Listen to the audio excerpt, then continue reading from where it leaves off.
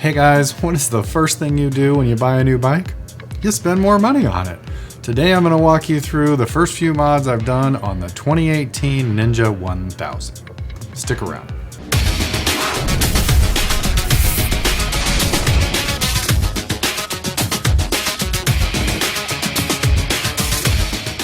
Hey guys, today we're just going to go over some of the mods I've done to this bike so far.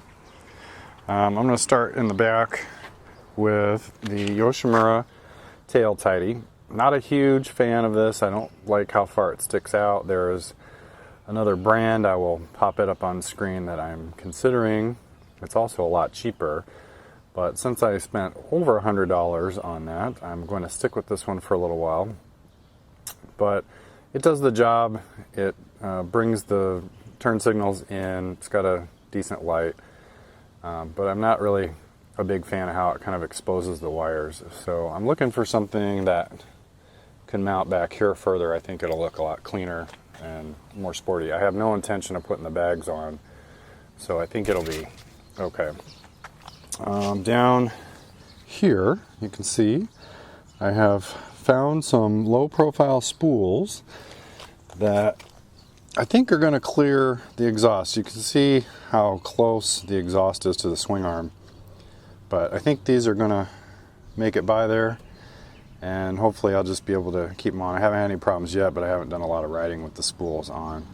I will put links to all of this stuff in the description, and if you have any questions about any of the items I'm going to talk about today, please go ahead and ask. So that's the rear spools. Up here, I took the ram mount off of the, wow, that is a really loud truck. Anyway, up here is the ram mount I took over from the 650. Same mount, has the same hole that it goes into right here. But I would suggest to you, if you have this bike and you want to use this mount, you check out Jonathan Long's YouTube channel. He has how-tos on all this stuff, and he has a really cool way to do this mount as opposed to the way that the instructions tell you to do it, and I think it works a lot better and it's more solid. What you don't realize about this little piece right here that I'm pointing at, that is only just a little bit.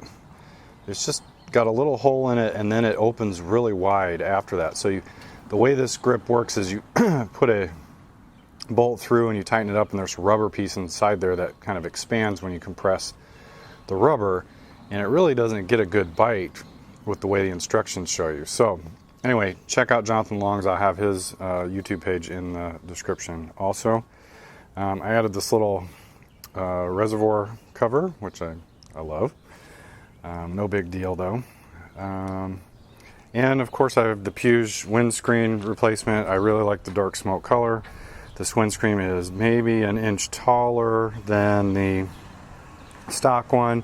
Not a significant difference, but it does look pretty cool, although it's very dusty right now.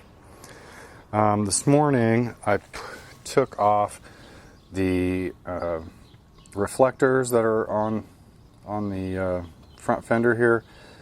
Just not a big fan of the reflectors, but I did order these replacement OEM screws to take the place of that reflector mount. So they were only like $6, and cleans it up really nice, makes it look consistent right there.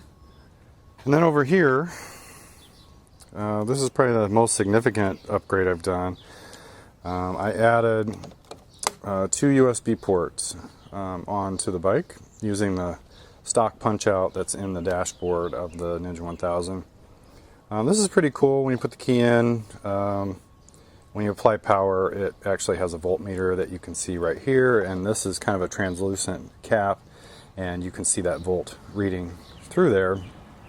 I also, and by the way, I used Jonathan Long's page. Great how-to YouTube page on the Ninja 1000. I really suggest you visit there if you have any questions about how to do something, remove fairings, all sorts of things over there. But I used his method. All these parts that I used, I followed his exactly, including this right here, so I really have 3 USB ports. This runs into a SAE connector that's wired into the harness for the USB ports here, and this is kind of nice because I can just plug this in when I'm not using it. I can just hide it right here. It doesn't get in the way. It doesn't look crappy, and I can plug my phone in very quickly and easily without having to have a cord dangling between here and there. I can use this for whatever down the road. It's just nice to have all the ports, and I hope that is pretty convenient. But that's it for now on mods. There's obviously going to be a new exhaust in the future, because I'm going to tell you guys, I really do not like this left side muffler. It just gets in the road of everything. I want to clean the chain, it gets in the road. It gets in the road of the kickstand where I put my foot. I just don't like it. So I pretty much have decided that I'm going to go do a 4-to-1 exhaust, probably the Akrapovic exhaust. There's not a lot of options available for this year of Ninja 1000. But that will be coming in the future. I don't know how long, but there will definitely be a dyno pre and post, and